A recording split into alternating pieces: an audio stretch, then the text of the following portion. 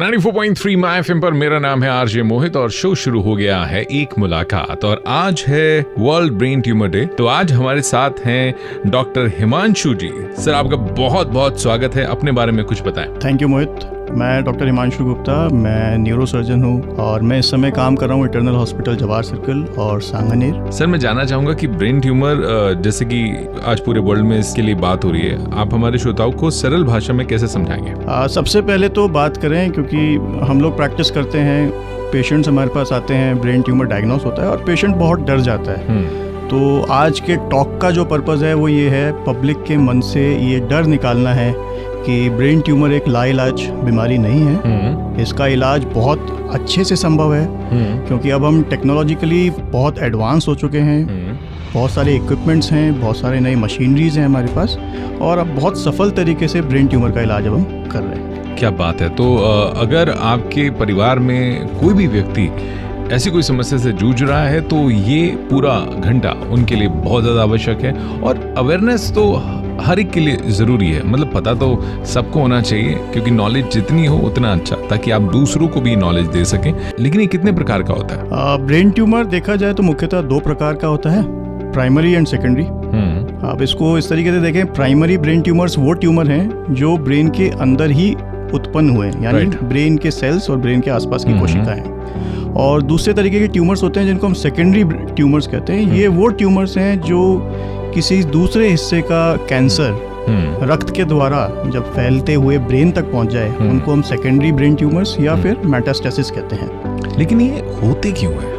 Brain tumours बहुत common नहीं है, पर इनका जो अभी तक जो एसोसिएशन सामने आया है कुछ हद तक जेनेटिक है। कुछ जेनेटिक सिंड्रोम्स ऐसे हैं जैसे लीफरमनीज, न्यूरोफाइब्रोमाटोसिस, मार्फन्स।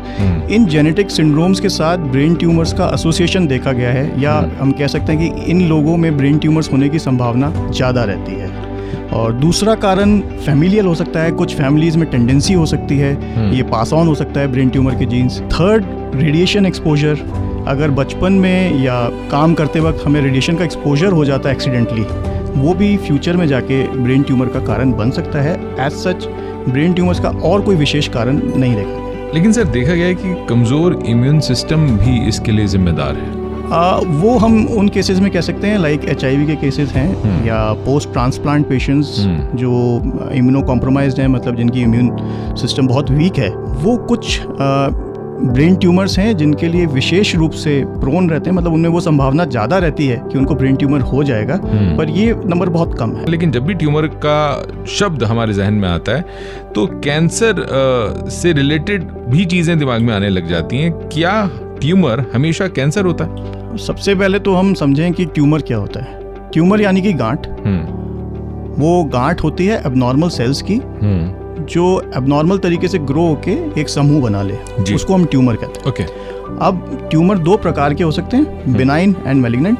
बिनाइन ट्यूमर्स वो ट्यूमर्स हैं जो सरल भाषा में कहें नॉन कैंसरस हैं, और वो एक बार मतलब उनका इलाज हम कर दें तो वो वापस आने की संभावना बहुत कम होती है। दूसरे तरीके के ट्यूमर्स जो होते हैं उन्हें हम मैलिग्नेंट ट्यूमर्स या कैंसरस ट्यूमर्स कहते हैं। ये वो ट्यूमर्स होते हैं जो बहुत तेज़ी से ग्रो करते हैं, बहुत तेज़ी से आसपास फैलते हैं, और सर्जरी के बाद भी इनको एक्स्ट्रा ट्रीटमेंट और एक्स्ट्रा फॉलोअप चाहिए होता है। सर आपसे जानना चाहूँगा कि ये कितने कॉमन है, क्योंकि आप तो रोज़ ऐसे केसेस से जूझते होंगे। अगर देखा जाए तो ब्रेन ट्यूमर्स टोटल पॉपुलेशन में लगभग 1 से 5% है, और इसमें भी 1 से 5% में जो नॉन कैंसरस ट्यूमर्स हैं, दे हैव लाइक 65%, 65 से 70% लोगों में ये होता है। बाकी 30 से 35% जो ट्यूमर्स होते हैं वो कैंसरस ट्यूमर्स होते हैं। सर आपसे जानना चाहूँगा कि ब्रेन ट्यूमर के शुरुआती लक्षण क्या होते हैं? सबसे जो कॉमन सिम्टम है या लक्षण है वो है सर दर्द। और सर दर्द एक ऐसा लक्षण है जिसको हम बहुत कॉमनली इग्नोर कर देते हैं, पर सर दर्द अगर लगातार हो रहा हो,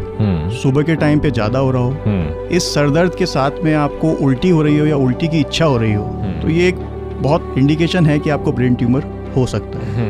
दूसरा लक्षण है सर दर्द, उसके साथ उल्टी और मिर्गी का दौरा आना। ओके। ये एक बहुत स्पेसिफिक सिम्टम हो जाएगा जिससे हम अंदाज़ा लगा सकते हैं कि शायद हमारे दिमाग में या ब्रेन में कोई इस समय बीमारी ऐसी चल रही है और उसका पता लगाना ज़रूरी है। ब्रेन ट्यूमर का बहुत प्रमुख लक्षण है। ओके। दूसरा, बैलेंस बनाना में दिक्कत होना। चलते वक्त हम चलते हैं, आप लगे कि आपके परिवारजन हैं, आपके मित्र हैं, वो चलते वक्त आपको लगे कि वो इम्बैलेंस चल रहे हैं, लड़खड़ा कर चल रहे हैं, ये एक बहुत शुरुआती लक्षण है। दूसरा, बोलने में ज़बान का लड़खड़ाना, आँखों के आगे धुंधलापन आना या डबल विजन होना, एक का दो दिखाई देना, ये एक बहुत शुरुआती लक्षण है।